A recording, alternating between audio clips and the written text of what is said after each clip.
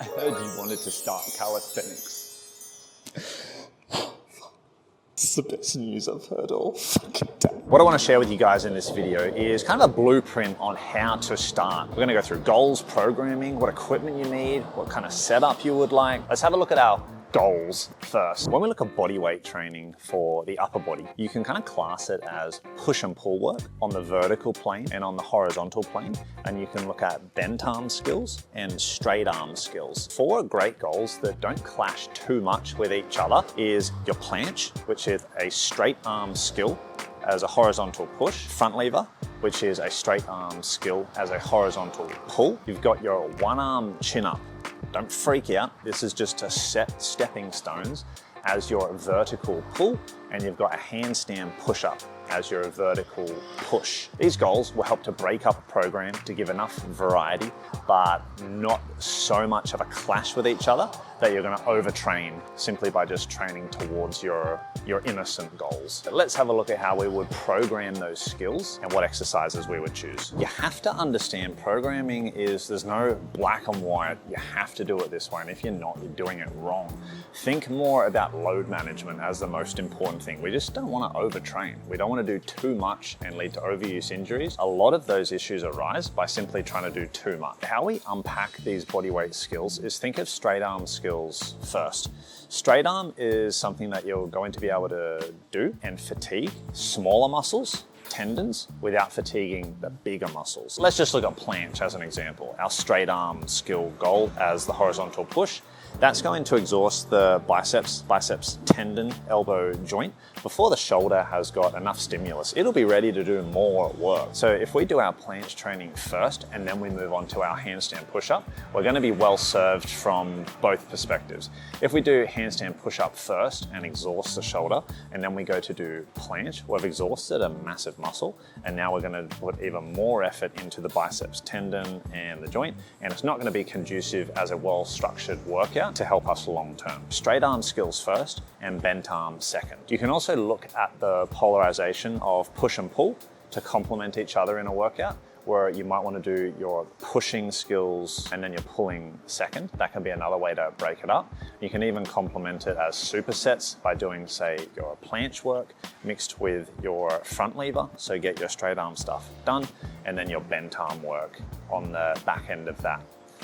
What am I doing with this arm? You're going to need to train these skills at least twice a week, upwards of 4 times a week, as long as it fits into your schedule and you're able to put the amount of time needed into those exercises. Now we're going to pick exercises for those goals. Let's start with just the basics. Planche, we do tuck planche. Front lever, we do tuck front lever. Handstand push-up, we're looking to do a chest to wall handstand push-up, so we're taking the balance out of the equation. And then our one arm chin-up, we're looking to do mixed grip, focusing on the supinated side. If those exercises are too difficult to start off, let's rewind even further. For planche, we're just doing a front support with a bit of a lean. For our front lever, we're looking to learn and feel the arch up technique. For the handstand push-up, we're going to bend the legs and have them supported on a box instead of against the wall. For our chin up, we're looking to just do a chin up.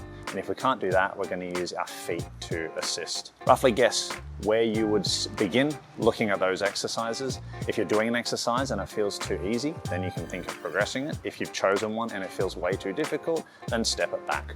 Look to find something that offers a decent challenge for you, but you can get it done. How many reps and how many sets are we going to do? So I'm just going to use a dumbbell curl as an example here. If we're doing holds, we should be able to hold whatever it is, planche or front lever, for at least 5 seconds. Upwards, put a cap on it of 15 seconds. And we're going to do the same for repetitions of handstand push-up and our chin-up work.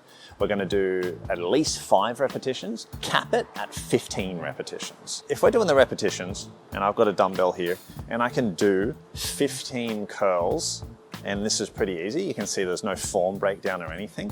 It's time to go heavier with the weight, or if it's a skill like a planche hold, it's time to progress from a tuck planche to a more advanced tuck planche.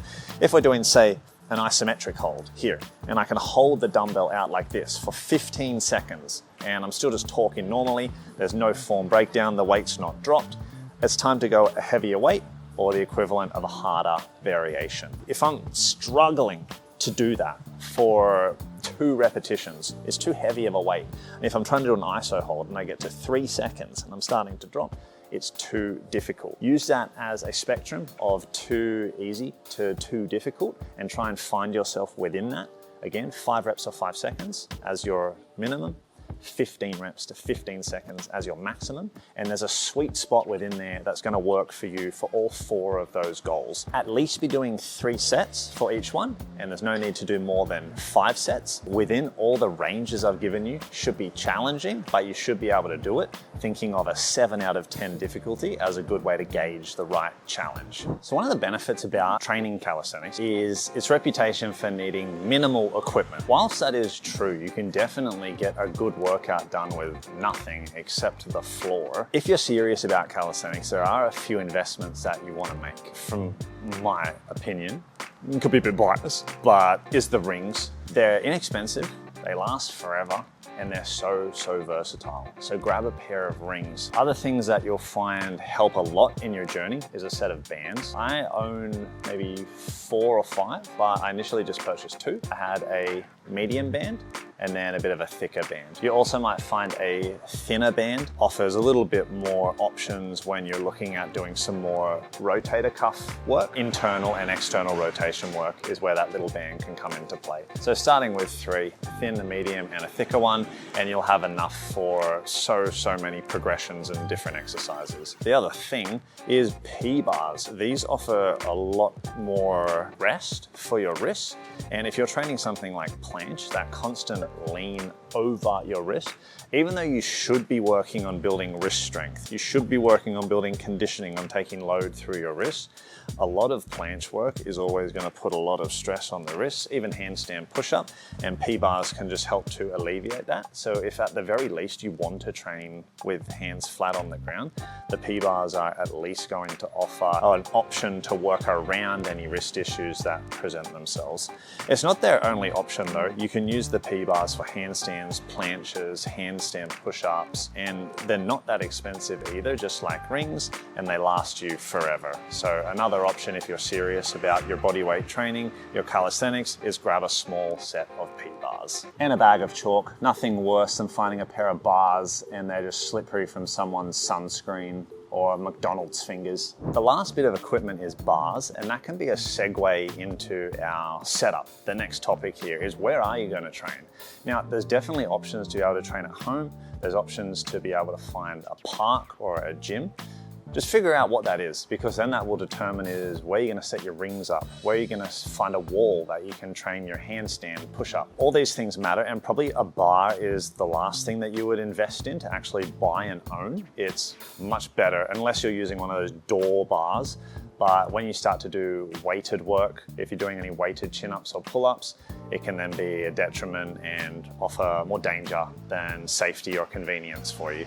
So finding a bar at a local park or a gym is likely going to be the best option for you. Just know where you're going to train so that you can organize your exercises and your programming and your setup and all of that. And you want as little deterrence as possible to be able to get your session in. So just think of your setup as a way of strategizing and planning how you're going to get your week of training done. As part of starting calisthenics, there needs to be some form of consideration as to how realistic these goals are and how long it will take, so that you can gauge if you're making progress over a good amount of time or not.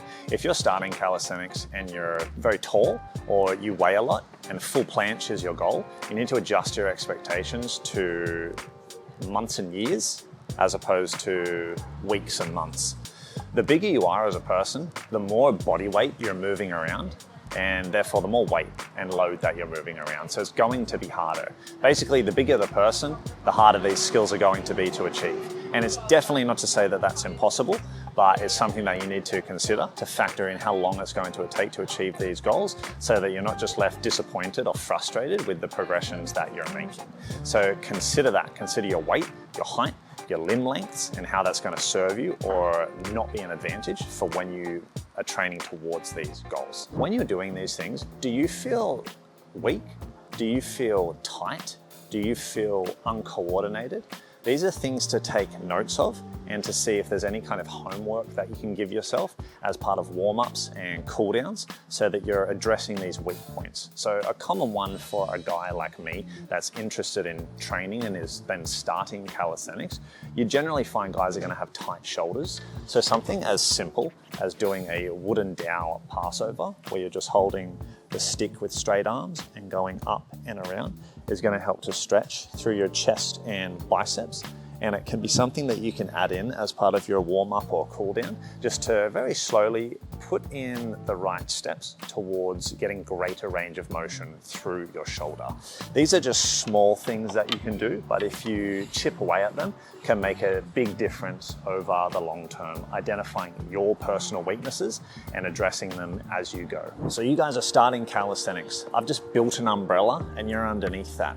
All that information, use to your advantage to build a program, to check your goals, to find sets and reps that are appropriate, put it all together as specifically as I told you, or branch off and mold it to what you want to do.